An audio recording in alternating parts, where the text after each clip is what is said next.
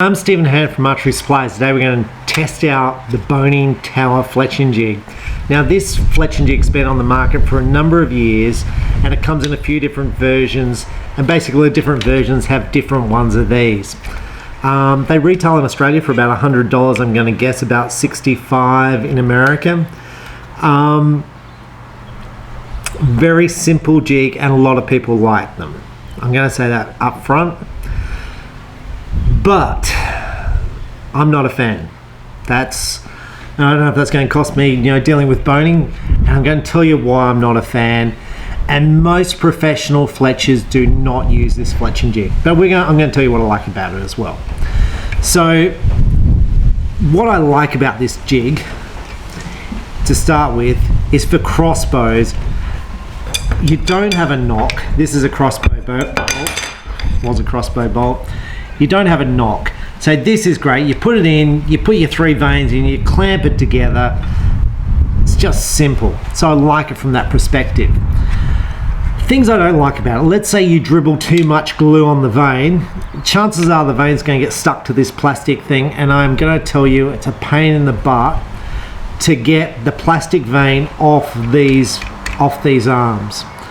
Now, I'm going to say the most popular fletching jig for professional fletchers is going to be the Bitzenberger fletching jig, all metal. Getting too much glue on the vane is a common problem when you're fletching arrows. And all you do with a metal fletching jig is you just scrape it off with a knife. With this here, when I got the vanes sort of stuck in, it was a real pain because I had to get them off between these little blades, and I was basically using a chisel to try and chisel them out from the back. It was not easy. So I'm going to show you how this works and how quick it is to fletch. The other thing I'm probably not impressed about is the price point, about $100. There's other fletching jigs like this on the market. The Easy Fletcher, similar sort of system on how it works with the 3 clamps.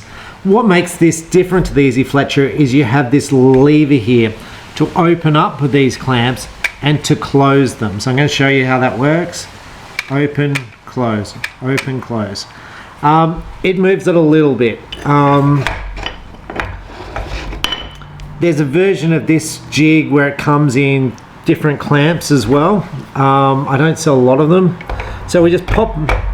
So the way I did this first off was I popped the shaft in there, then I popped the vanes in. Now the problem was the shaft got in the way when I was running the glue down. The other problem I had with this fletching jig when using it was when I normally fletch, I bring the sort of clamp up near my eyes so I can kind of see where I'm running the glue on the vanes, where this is away from my eyes. So I had more trouble sort of seeing where the glue is. That might be I've got bad eyes, but I just found it harder to see because it's further away from me, as opposed to being closer to my hand, where I normally fletch here.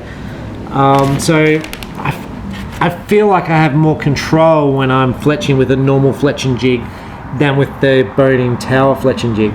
Now what I've done is this is how I kind of put the vanes in. They just push in like so. So that's it there. There's the 3 vanes in. Now what I've done is I've run wax on the outside of these blades here. So if I've got any, you could use a grease. So if I have got any glue running down the side of the vane, like I've applied too much glue, basically it's going to hit the wax and not adhere to the plastic. So I'm not going to get that whole glue thing sticking together, struggling to get the. Okay, so when you're applying glue, these are vanes, Elite Plasti Fletch. They're pre-primed. Basically, you just apply the glue. More glue is better. So I'm just applying the glue to the 3 vanes. I found the vanes sit in the jig really, really well. So with a normal fletching jig like your Bitzenberger, they clamp, so the jig sort of clamps together. Now I apply the shaft. I then close these together, which they already were. I grab the top thing. I now pull these close. Now the problem I had when I was doing this was these three things kind of move around it a little bit. I don't find it's probably as precise as I want when I'm sort of putting it together. Now putting this on, you can see it. Now it's nice and tight, just like that.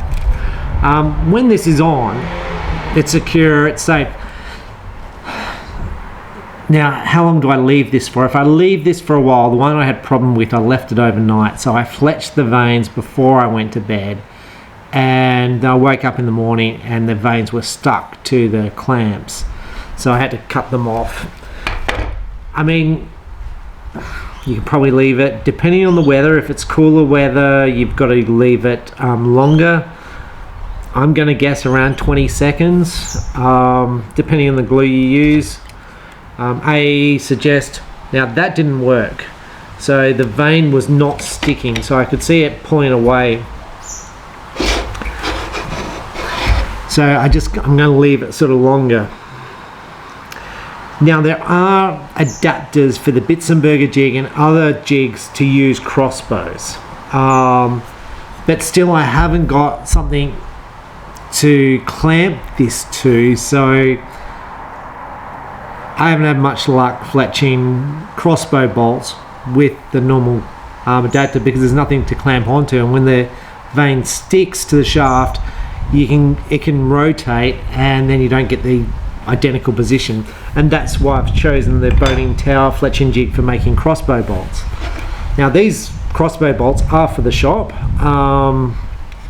so I had a whole bunch of these shafts left over. So I was like, well, we might as well make them up.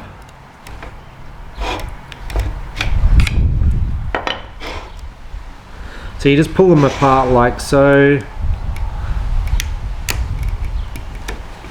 Done, done, and done.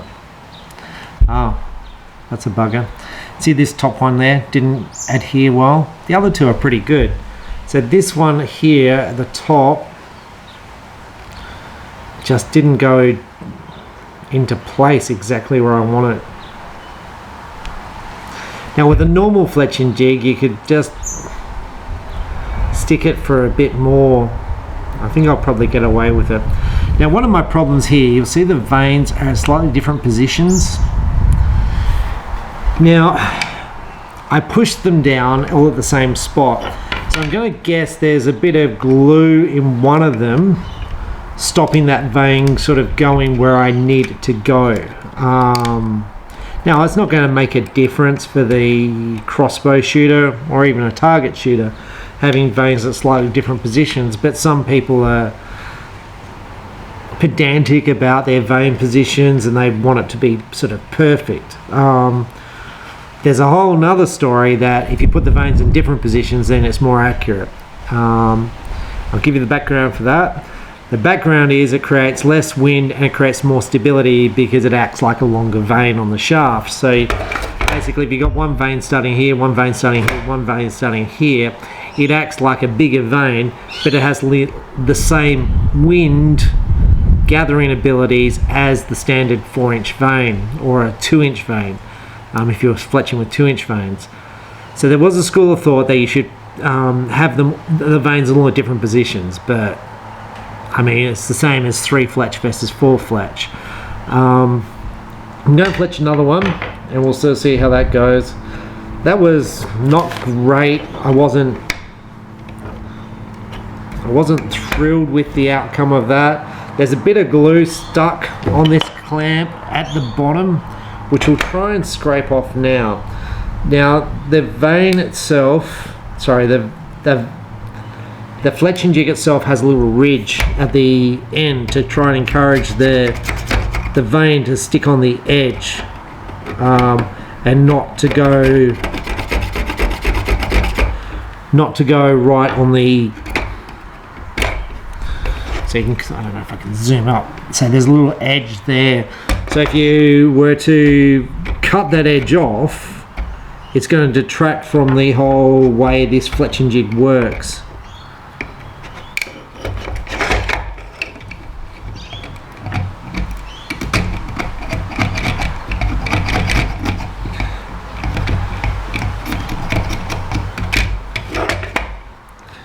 Now I'm going to say I've made probably 10 bolts up using this Fletching jig so far. I don't want that in there.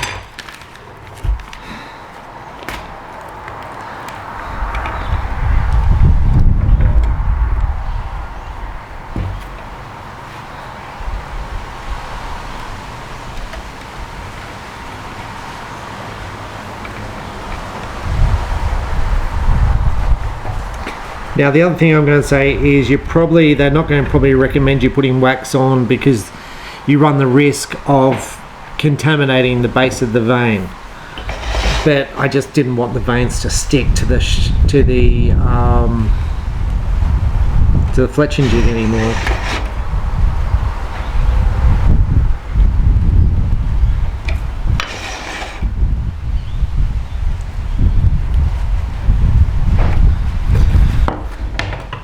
I don't know if it's just me, I find it hard running the glue downwards. I don't know if it's just because I've been fletching for so long. Move the cord back in, close the clamps onto it, put this over the top,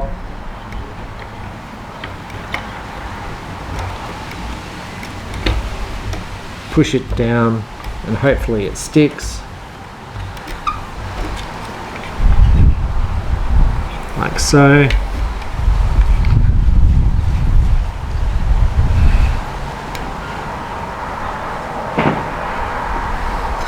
Now I had a guy used to work for my dad, used to fletch arrows, and that's all he did. He got paid per arrow to fletch arrows. I'm gonna say he got paid 50 cents an arrow to fletch arrows, which was quite good because Dad paid me 20 cents an arrow. He could make 80 arrows an hour with one Fletching jig, just knocking them out. So that is very fast. He used to sit there in the shop with his headphones on, so he was making like 40 bucks an hour fletching arrows.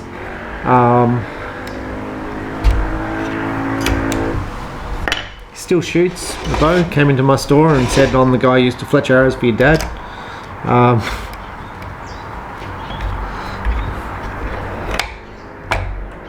Now, you'll see the glue just down there, how it sort of ran down. That just means I'm applying too much glue and I just can't see, and whether I need glasses or not. I should probably have a little rag. That's actually not too bad. You can see there's one vein further back than the other two, but it's not too bad. The line of the glue's pretty good, and it's sticking pretty well. Like, I'm really happy with this one, and definitely better than that one there, which is which I really have to cut off, which is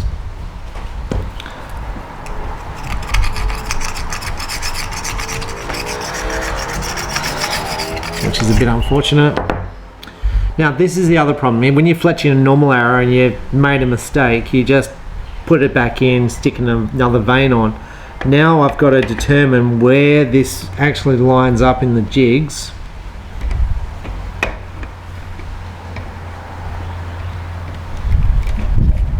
Which is hopefully about there. Then I'll just put another one in.